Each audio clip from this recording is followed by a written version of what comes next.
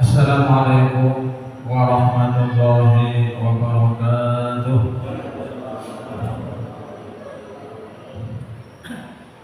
Bismillahirrahmanirrahim. Alhamdulillahi rabbil alamin. Wal 'aqibatu lil muttaqin. Wa la 'udwana illa 'alal zalimin. Asyhadu an la ilaha illallah wahdahu la syarika lah wa asyhadu anna Muhammadan 'abduhu wa rasuluhu la nabiyya ba'dah.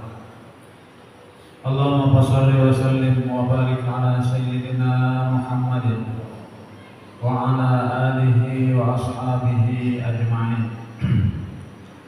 Subhanaka la 'ilma lana illa ma 'allamtana innaka antal 'alimul hakim. وتب علينا إنك أنت التواب الرحيم ولا حول ولا قوة إلا بالله العلي العظيم.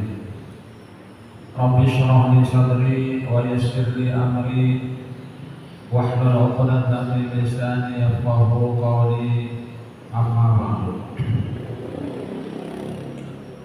Hadirin jamaah salat maghrib Masjid Al-Jihad yang dimuliakan Allah. Pertama-tama terlebih dulu marilah kita sama-sama memanjatkan puji dan syukur kita kehadirat Allah Subhanahu wa taala karena dengan limpahan rahmat, karunia, taufik dan hidayahnya juara kembali kita pada malam hari ini kita dapat melanjutkan kajian kita tentang ilmu fikih Kitab Sabil Al-Muhtadin yang insyaallah malam ini kita akan membahas tentang dam, tertib dan takbir. Dam artinya denda untuk haji ya. Apa aja haji apa yang ada denda atau dam, malam ini kita akan membahas insyaallah.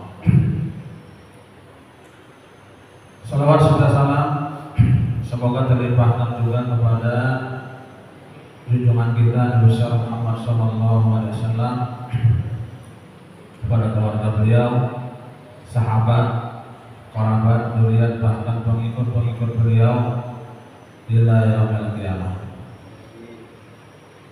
Dan marilah kita pula sama-sama berniat atau memperbaharui niat i'tikaf dengan niat nawaitu an a'takifa bi hadzal masjid sunnatan lillahi ta'ala. Sengaja saya beriktikaf di dalam masjid ini sunat atasku karena Allah Ta'ala. Hadirin jamaah salat maghrib Masjid Al-Jihad yang dimuliakan Allah. Baik, kita akan lanjutkan kajian kita. Qala al-mu'allif rahimahullahu ta'ala wa nafa'ana bihi wa bi'ulumihi fid dharain amin. Pasal yang ke-12, dan tertib dan takbir. Dan haji tamattu dan haji kirah, dan juga dikarenakan meninggalkan melontar. meninggalkan bermalam di Muzdalifah atau di Mina, meninggalkan tawaf wada, maka damnya adalah seekor kambing yang dapat dijadikan korban.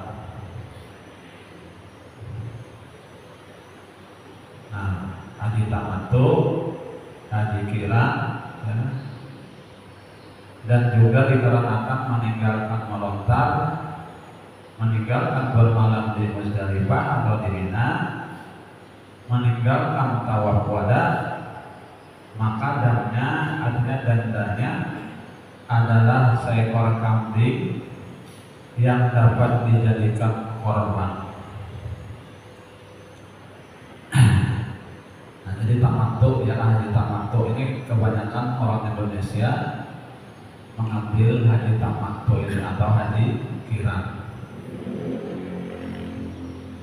Haji tamattu ini adalah mengerjakan ihram umroh dahulu, hanya mengerjakan ihram umroh haji. Sedangkan qiran itu baik-baik, ya kan? Sama-sama baik-baik. Ihram umroh dan ihram haji baik-baik, baik-baik, ya kan? Nah, kalau haji ifrad, nah kita bahas sedikit, itu berdahulu umroh haji hanya berdahulu ihram haji hanya ihram umroh. Nah, itu tangannya sedikit ada tamattu, ini tersantai kayaknya, karena berdahulu umroh, ihram umroh dahulu, sudah lawaslah yang ada ihram haji, santai-santai kayaknya. Nah, kalau ifrad, nah ini ihram haji dulu, hanya kan ihram umroh.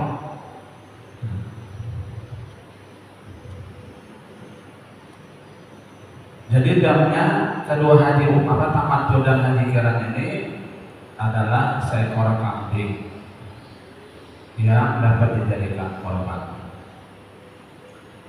baik dari segi sifat maupun dari segi umurnya, dan memadai sebagai gantinya seekor ibnu sabai dari unta atau sapi. Ibnu sabai dari unta atau sapi, anak sampai anak. Wajib dan tamattu itu disebabkan dua hal. Satu, dengan selesai mengerjakan umroh dan selesai mengerjakan hajinya. Dengan selesai mengerjakan umroh dan selesai mengerjakan hajinya, boleh mendahulukan menyembelih kambing dam itu ya, dari ihram haji, dan bukan dari selesainya umroh, karena tiap-tiap barang yang wajib dengan dua sebab boleh mendahulukan dari salah satu sebab, bukan harus menunggu timbul sebab yang berikutnya. Namun yang terafdol menyembelih kambing dam itu pada hari raya,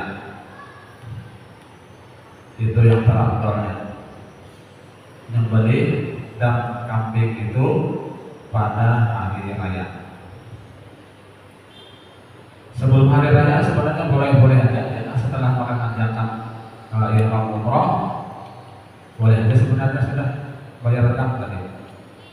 Cuman yang paling afdol, yang paling bagus adalah setelah hari raya atau pada saat hari raya.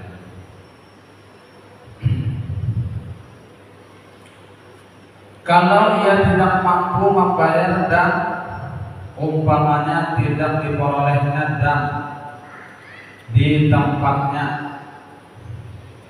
atau diperolehnya namun harganya lebih mahal dari harga biasa, atau uangnya tidak ada, habis misalnya duit misalnya nak bayar dan kena kawan, atau ada uang namun hanya cukup untuk membiayai perjalanannya,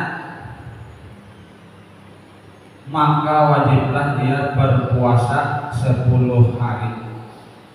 Nah ini kita berpuasa 10 hari.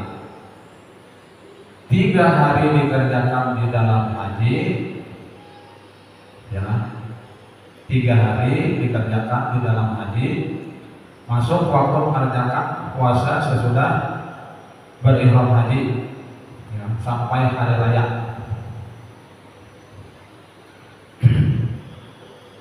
Maka tidak boleh mendahulukan dari waktu itu, ya, artinya sesudah berihram haji hanya mengerjakan puasa endap dari 3 hari, ya.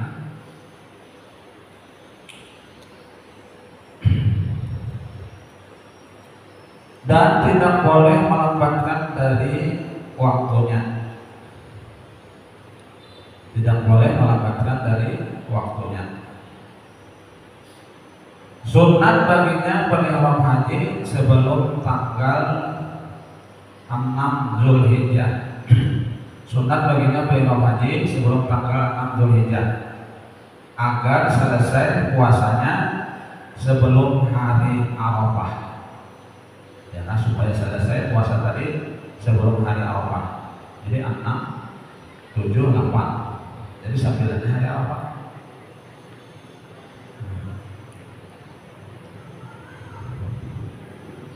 Karena disunatkan bagi yang mengerjakan haji berbuka pada hari Arafah,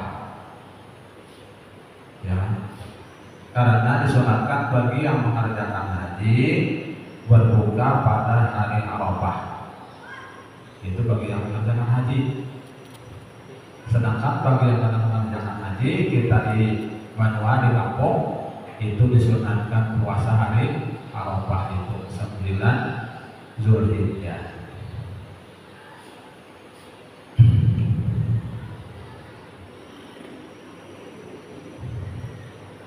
Dan tidaklah wajib mendahulukan ihram haji, sekedar cukup mengerjakan puasa 3 hari sebelum hari raya.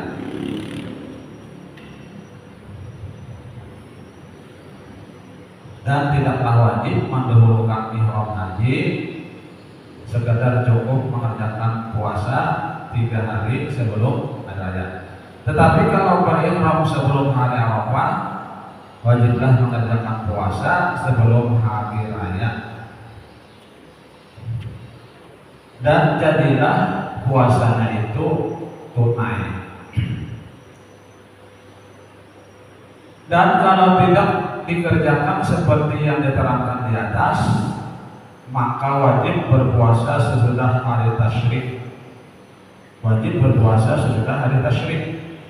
Maka puasanya menjadi puasa qadha, ya, puasa qadha. Kalau yang puasa sebelum hari Arafah tadi itu namanya puasa tunai, ya. Kalau yang setelah hari tasyrik itu puasa qadha, puasa berbayar, tidak qadha berbayar. Yang tidak berdosa,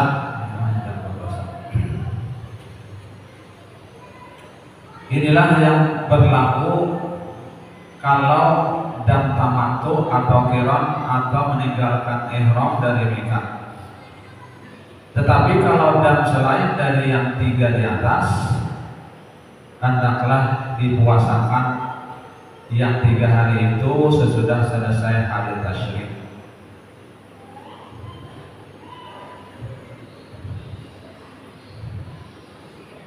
Ya. Tetapi kalau dan selain dari yang 3 di atas, hendaklah dipuasakan hari 3 hari itu sesudah selesai hari tasyrik. Sunat mengerjakan puasa yang 3 hari itu dengan bersambung apabila berihram sebelum hari raya yang waktunya dapat dikerjakan puasa lebih dari 3 hari.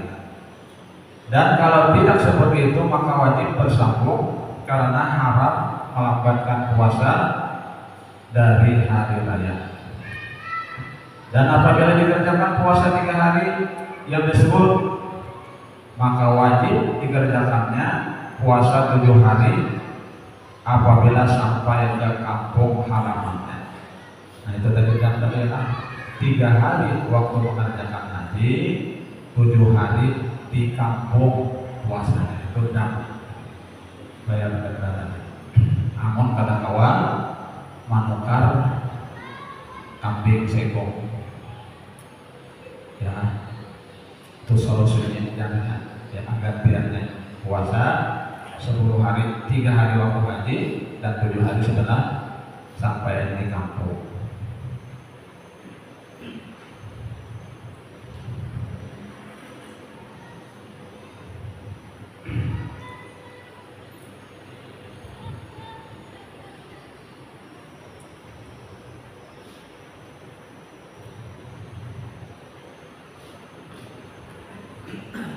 Dan kalau tidak seperti itu maka wajib bersambung karena haram melambatkan puasa hari raya dari raya. Dan apabila dikerjakan puasa 3 hari yang tersebut maka wajib dikerjakan puasa 7 hari apabila sampai ke kampung halamannya atau ke tempat yang dikehendakinya menjadi tempat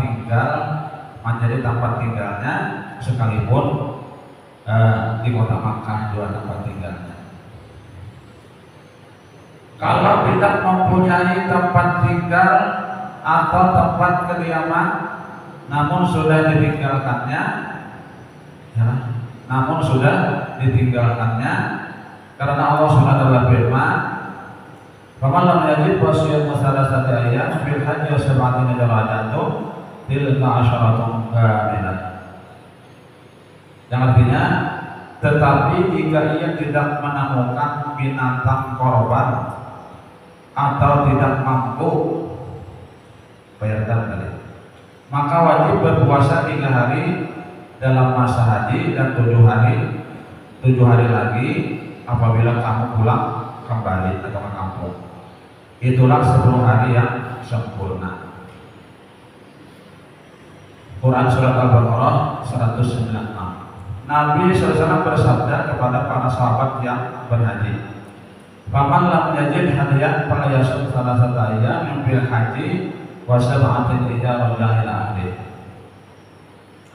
Yang artinya maka barang siapa yang tidak memiliki dam, artinya kada mau membayar dam dan tidak ada duitnya atau harganya terlalu mahal kambing tadi, maka hendaklah berpuasa 3 hari di dalam musim haji dan 3 hari lagi, 7 hari lagi ketika kembali menemui keluarganya. Jadi 10. Hadis riwayat Bukhari dan Muslim dari Ibnu Umar. Sunat mengerjakan puasa secara bersambung agar keluar dari perselisihan pendapat di kalangan para ulama yang mewajibkan bersambung. Artinya mengerjakan puasa di kampung tadi seminggu tadi disunatkan bersambung, jangan berselang-seling. Kalau misalnya puasa sehari esok batal puasa pulang sehari esok kadang itu ya kan sunat bersambung. Karena sebagian ulama ada mengatakan bersambung itu wajib, ya kan? 7 hari terus 7 hari puasa. Ada di kalangan para ulama.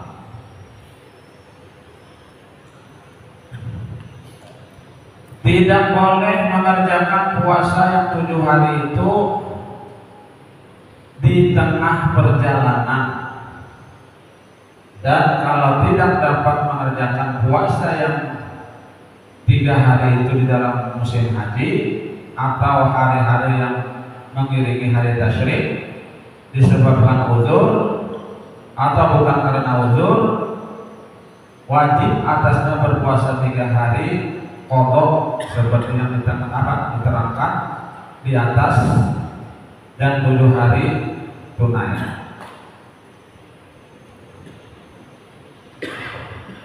Artinya apabila inya katakanlah mengerjakan puasa 3 hari dalam haji tadi, ya kan, oleh karena uzur atau misalnya sesudah hari tasyrik karena kewajiban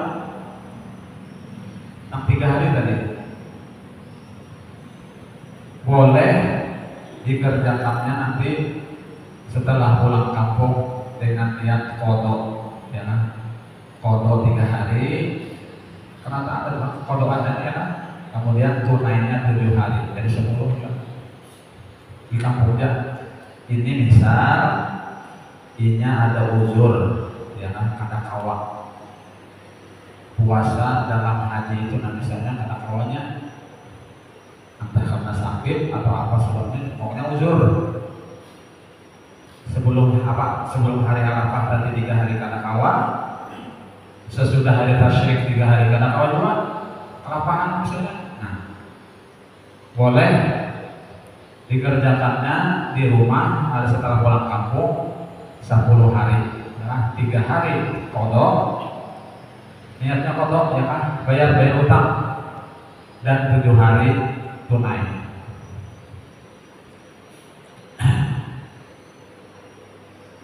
Dan wajib menceraikan puasa yang 3 hari dan 7 hari dengan diselingi 4 hari, yaitu hari raya dan 3 hari tasyrik, 3 hari tasyrik sebagai pengganti dan tamattu. Pengganti dan tamattu. Nah, jadi 3 hari qadha itu tadi 3 hari dulu, ya kan, kemudian diselingi 4 hari dengan puasa yang kebelah hari raya dan hari tasyrik. Habis itu hanya sambung yang 7 hari pun.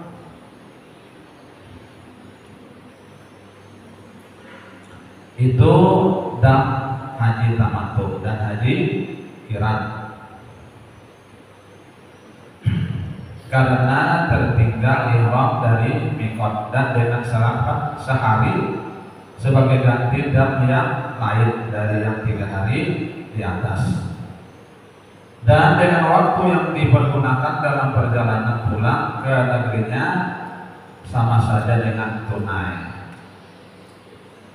Kalau dipuasakannya yang 10 hari itu bersambung tanpa dipisahkan seperti yang diterangkan di atas,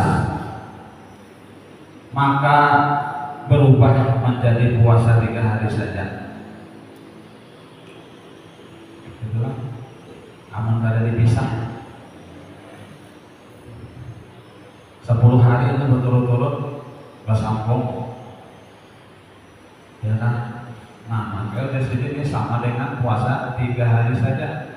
Nah, lebih baik dipisah. 10 hari misalnya puasa tapi hitungan 3 hari, lebih baik dipisah. 3 hari dahulu, begitu batas 4 hari. 4 hari jangan puasa. Hanya sambung lagi harian puasa yang 7 harinya. Nah, itulah dam haji tamattu dan haji qiran dan apa tadi? Ketinggalan melontar, meninggalkan bermalam di Muzdalifah atau Mina, dan meninggalkan tawaf wada.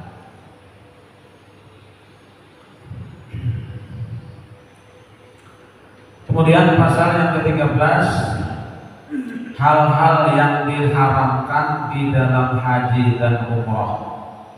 Hal-hal yang diharamkan di dalam haji dan umroh apa aja? Yang diharamkan bagi orang yang berihram ada 6 perkara. Pertama, haram bagi lelaki menutup seluruh atau sebagian kepala dengan apa yang dinamakan penutup menurut ukuran kebiasaan, seperti pembalut kepala dengan kain, sekalipun dengan kain yang tipis dan jarang sehingga kelihatan warna kulit, dan penutup dengan kayu atau sesuatu yang tebal,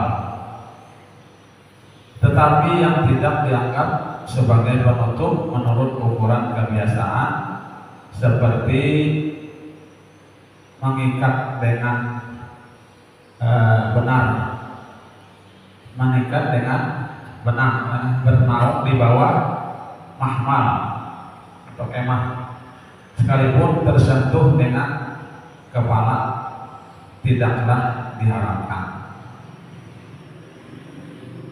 Dan tidaklah haram dengan meletakkan tapak tangan atau tapak tangan orang lain di kepala. Itu kalau menutup buatnya begitu.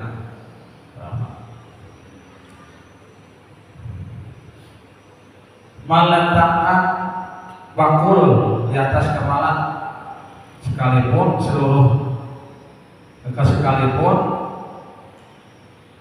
terulur sehingga seperti kopiah, bakul tadi. Jika tidak dimaksudkan menutup kepala dengannya. Jadi kalau bakul misalnya diangkat di atas kepala, tapi niat jangan menutup, ya kan? Misalnya bawaan apa kalau mulai pasar, diangkat di kepala, bukan baras, misalnya di pasar, bukan baras, angkat di kepala misalnya bakul tadi, tapi niat jangan menutup. Karena apa?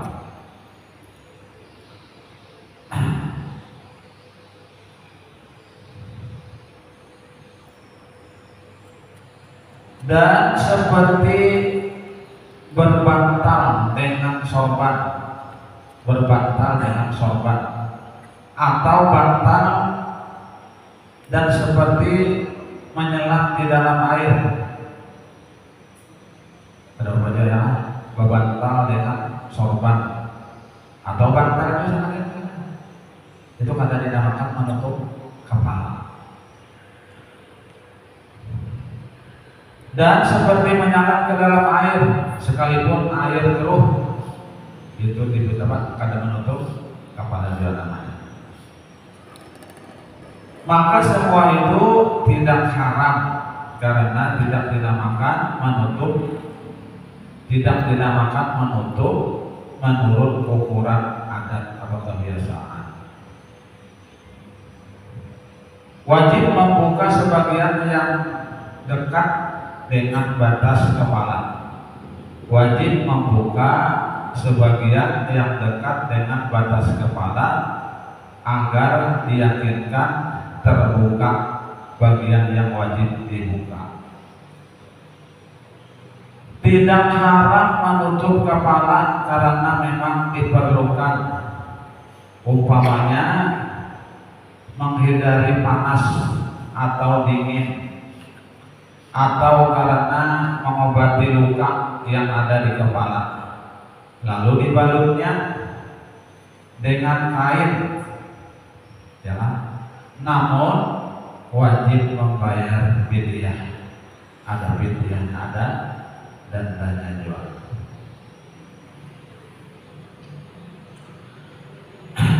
Haram bagi lelaki memakai pakaian yang bertangkup ke seluruh tubuh,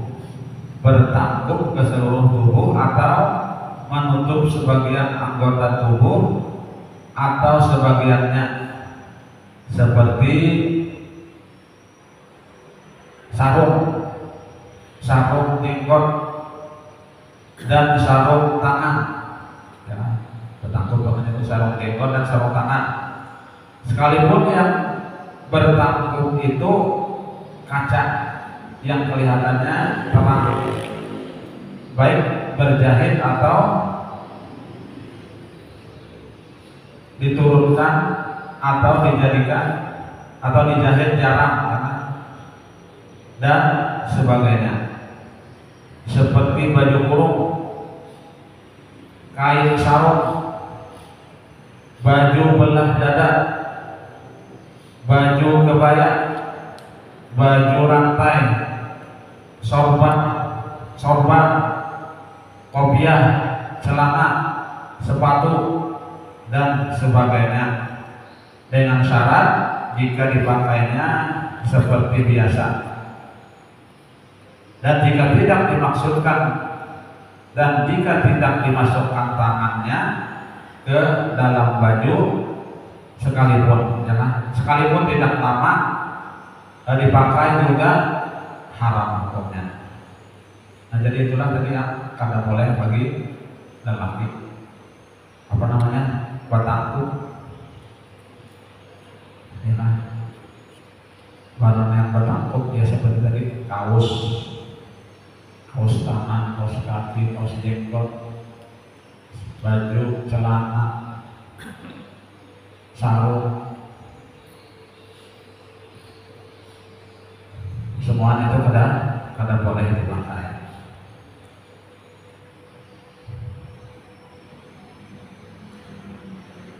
Berbeda kalau dipakainya tidak biasa memakainya, seperti diselimutinya baju belah dada tadi di tubuhnya dikala berbaring. Sekira kalau ia berdiri, baju itu terlepas dari tubuhnya. Itu kan apa?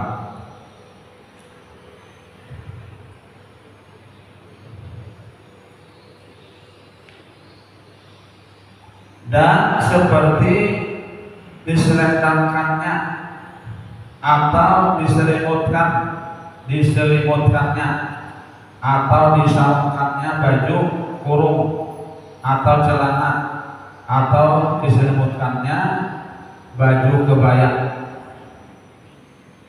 sekalipun dilihatnya pada tubuhnya beberapa lapis, atau diikat pada lehernya, atau diikat pedang di pinggangnya, atau memakai ikat pinggang seperti mintakah atau ikat pinggang biasa, atau kain atau tali atau barang yang serupa itu, atau memakai cincin, atau kedua kain yang dipakainya digulung atau ujung sarung ihramnya diikat dengan ujung selendang, maka semua itu tidak haram lagi, tidak kena fidyah.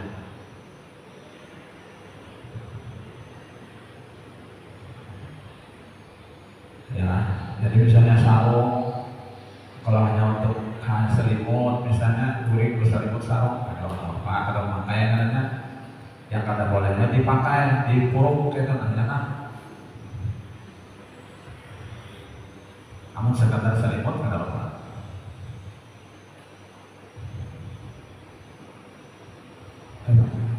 Tenang. Nah, kita sampai sini dulu yang dapat perlu sampaikan. Mudah-mudahan ada manfaatnya dan mudah-mudahan Allah SWT mengampuni segala dosa-dosa kita, bersama orang tua kita, guru-guru kita, keluarga kita, kaum muslimin dan muslimat. Dan mudah-mudahan Allah SWT mengabulkan segala hajat kita dan mengatur hajat akhirat. Dan mudah-mudahan Allah SWT memudahi umur kita dalam keadaan husnul khatimah. Amin amin ya rabbal alamin. Subhanallah wa bihamdika asyhadu an la ilaha illa anta astaghfiruka wa atubu ilaik. Wassalamualaikum warahmatullahi wabarakatuh.